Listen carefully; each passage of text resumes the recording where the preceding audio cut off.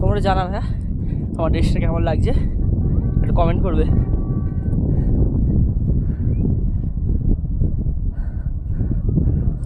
এই জীবনে প্রথমবার কোনো বরফের জায়গায় এসেছি, দারুণ লাগছে ফার্স্ট টাইম।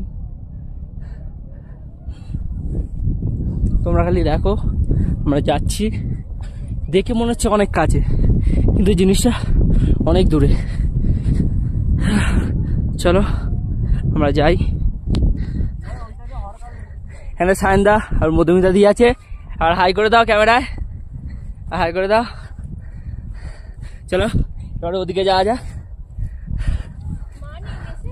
হ্যাঁ এখানে প্রকৃতির এটা এত সুন্দর, এখান থেকে আমাদের যেতেই ইচ্ছে করছে না।